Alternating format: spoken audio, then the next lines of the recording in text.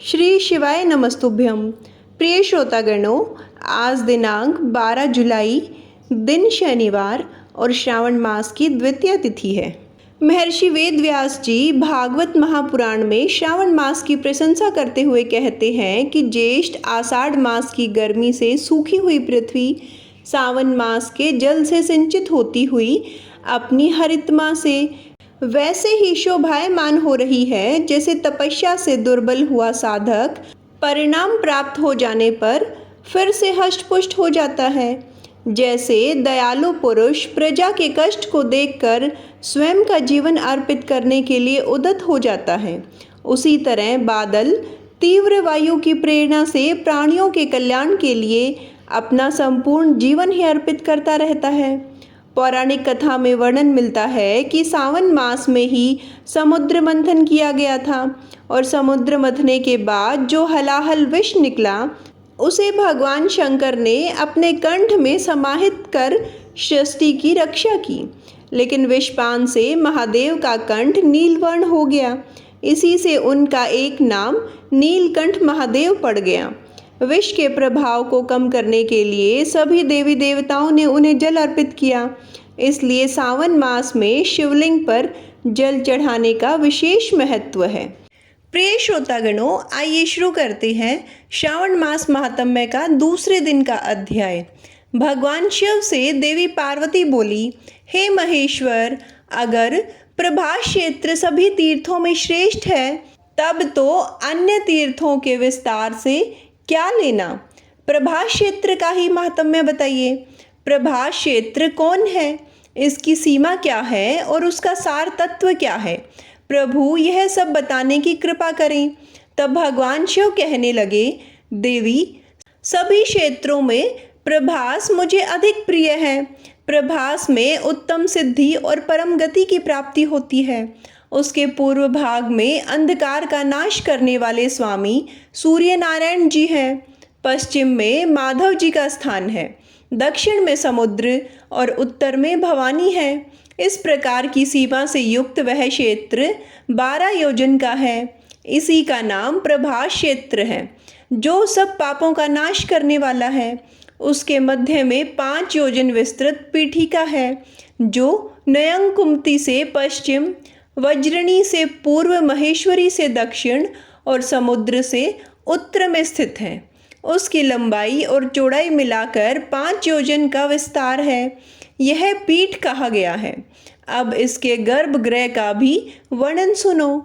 दक्षिण से उत्तर की ओर वह समुद्र से कौरवेश्वरी देवी तक फैला है और पूर्व पश्चिम में गोमुख से अश्वमेध तीर्थ तक उसका विस्तार है। यह गर्भगृह मुझे कैलाश से भी अधिक प्रिय है।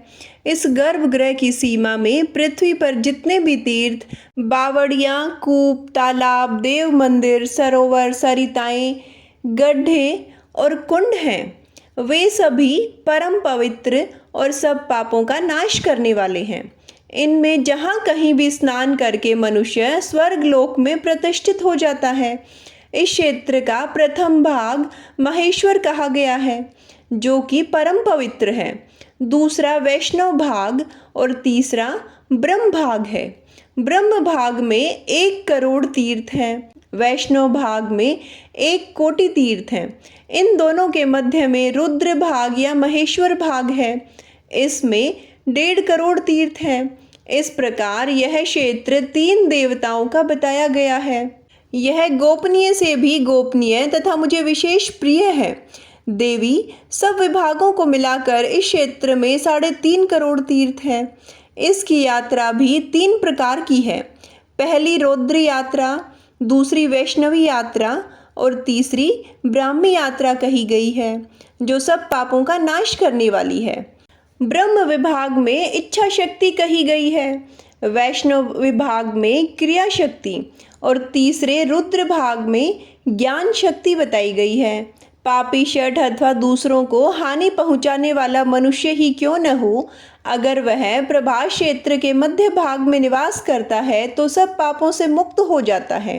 हिमवान, गंधमादन, कैलाश, निषद, परम प्रकाश में मेरुगिरी, मनोहर त्रिकूट, महागिरी, मानसोत्र, रमणी देवोद्यान, नंदनवन तथा स्वर्गलोक के रमणी तीर्थ और मंदिर, इन सब को छोड़कर प्रभास क्षेत्र में ही मेरा मन लगता है।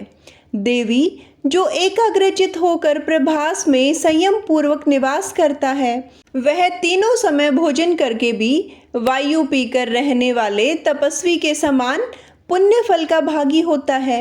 जो विघ्नों से आक्रांत होकर भी प्रभास तीर्थ का सेवन नहीं छोड़ता, वह जरा और मृत्यु को त्याग देता है तथा जन्म के आश्वस्त चक्र से अर्थात जीवन में मरण और जन्म के चक्र से मुक्त हो जाता है। जो मनुष्य प्रभास क्षेत्र में निश्चय पूर्वक निवास करते हैं, उनको एक ही जन्म में मोक्ष प्राप्त हो जाता है। जो उत्तम व्रत का पालन करने वाले ब्राह्मण प्रभास क्षेत्र में स्थित हैं, जो मृत्युंजय मंत्र के साथ शतरुद्र का जाप करते हैं, उन्हें 6 महीने के भीतर ज्ञान प्राप्त हो जाता है। नाम का प्राय बताने वाले विद्वान पुरुष शिव कहते हैं वेद को। शत्रुदर मंत्र शिव स्वरूप वेद का आत्मा है। जो प्रभास क्षेत्र में आकर इडयम इत्यादि मंत्र से मेरा पूजन करते हैं, वे निसंदेह मुक्त हो जाते हैं। जो मनुष्य वहाँ समंत्र और अमंत्र भाव से रहते हैं, अर्थात मंत्र जपे या न जपे, केवल वहाँ सदा निवास करते हैं, वे भी जिस गति को पाते हैं वह बड़े बड़े दानों और यज्ञ करने वालों से भी नहीं मिलती। इस क्षेत्र में स्वयंभू लिंग के रूप में साक्षात हम महेश्वर ही निवास करते हैं। प्रभास में भगवान सोमनाथ के दक्षिण में करोड़ों रुद्र स्थित हैं। ब्रह्मांड में जितने भी तीर्थ हैं, वे सभी वैशाख की चतुर्दशी को सोमनाथ के समीप जाते हैं।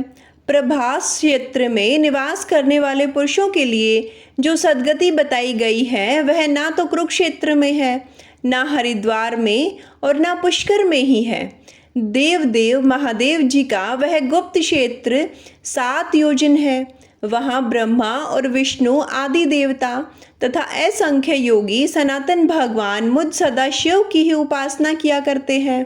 देवी वे सभी मेरे भगत हैं और मेरी ही उपासना में तत्पर रहते हैं। संयमशील सन्यासी 8 मास तक भ्रमण करते हैं और 4 मास तक एक जगह प्रभास तीर्थ में नियम ग्रहण करके उन्हें निवास करना चाहिए। एक मनुष्य सोमेश्वर शिव का पूजन करता है और दूसरा तप करता है, और उन दोनों में वही श्रेष्ठ है जो सोमनाथ की पूजा में तत्पर है।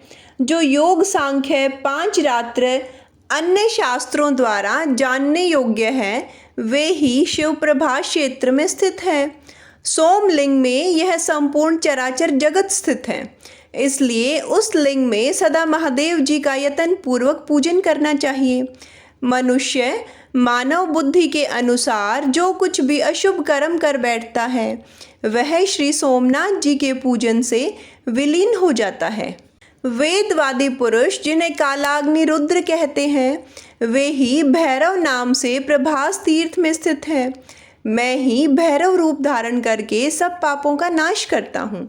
अग्नि मिले इस मंत्र के द्वारा जिसके प्रभाव का वर्णन हुआ है, वहीं मैं प्रभास क्षेत्र में अग्नि मील नाम धारण करता हूँ। इसके सिवा सब देवताओं ने मेरा वहाँ नाम काला अग्नि रुद्र भी रखा हुआ है। मेरा एक नाम अग्निशान भी है। इस प्रकार 3 नाम बताए गए हैं। प्रत्येक कल्प में जो मेरे नाम होते हैं, उनकी गणना नहीं की जा सकती, क्योंकि कल्प और ब्रह्मा असंख्य हैं। इस प्रकार यह सोमेश्वर देव का रहस्य परम गोपनीय है। देवी आपके प्रति स्नेह होने से और आपकी भक्ति के कारण ही यह सब बातें मैंने आपसे कही है। पुरुष, स्त्री, बालक, वृद्ध, नपुंसक, चांडाल, मलेच्छ, मूर्ख तथा अन्य जो भी निंदित मनुष्य इस पृथ्वी पर निवास करते हैं, वे सब अगर प्रभास तीर्थ में मृत्यु को प्राप्त हो जाते हैं तो मुक्त हो जाते हैं। यहाँ मैंने दक्षिण भाग में विश्वनाथ की और उत्तर में दंडपाणि की स्थापना की है। वे दोनों ही क्षेत्र की रक्षा करते हैं। अन्य गणाध्यक्ष भी मेरी आज्ञा के अधीन होकर इस क्षेत्र की रक्षा करते रहते हैं।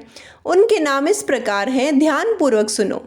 महारुद्र, चंडीश, घंटाकर्ण, गोमुख, विनायक, महानाद, काकवक्र, सुभेक्षण, एकाक्ष, दुंदुभि, चंड, तालजंग, भूमिदंड, दंड, शंकुकर्ण, वैधृति, तालदंड, महातेजा, चिपिटाक्ष, हयान, हस्तिवक्त्र, शवक्त्र, विडालवदन, सीमुख, व्याघ्रमुख तथा वीरभद्र। यह सब श्री गणेश जी को आगे रखकर देव शिव तथा इस क्षेत्र की रक्षा किया करते हैं। प्रभास क्षेत्र में कुल 1,11,13,00,000 गण निवास करते हैं। वे सभी प्रभास क्षेत्र की रक्षा में तत्पर रहते हैं। अट्टहास नामक गणाध्यक्ष जो 100 करोड़ गणों के साथ पूर्व द्वार में रहकर इस क्षेत्र की रक्षा करते हैं। घंटाकर्ण नामक गण अन्य 18 करोड़ गणों के साथ दक्षिण द्वार पर रहते हैं। विश्वर नामक गण पश्चिम द्वार के रक्षक हैं तथा दंडपाणी देव सोमेश्वर के उत्तर द्वार पर रहा करते हैं। ईशान कोण में विष्णस्य, अग्निक कोण में छावगण, नैऋत्य कोण में चंड तथा वायुव्य कोण में भैरव नंद रक्षा करते हैं।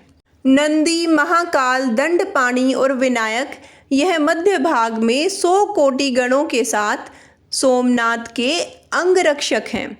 इस प्रकार असंख्य गणाध्यक्ष उस क्षेत्र की रक्षा में तत्पर रहा करते हैं।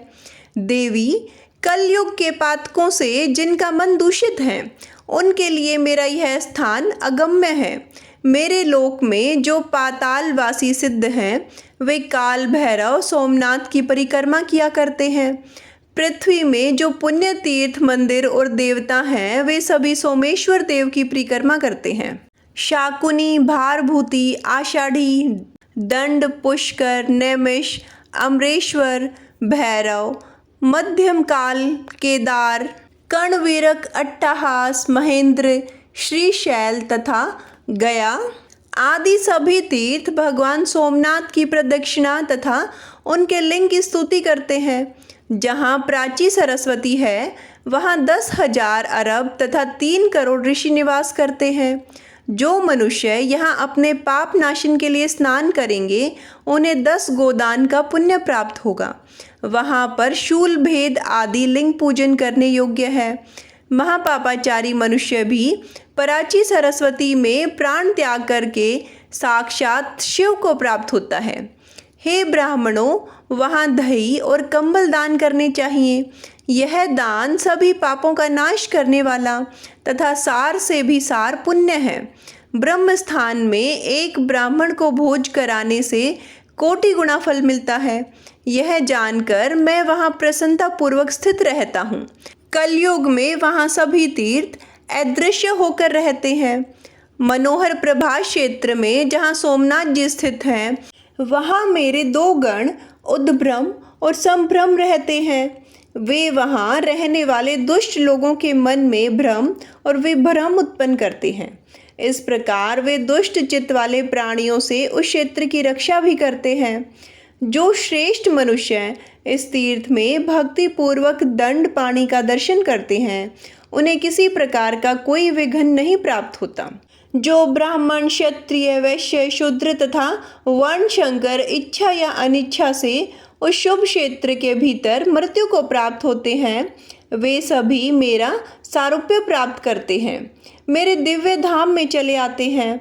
मेरु, 7 द्वीप तथा 7 समुद्रों के गुणों का वर्णन किया जा सकता है, परंतु आदिदेव सोमेश्वर शिव के गुणों का वर्णन 100 कोटि वर्षों में भी नहीं किया जा सकता।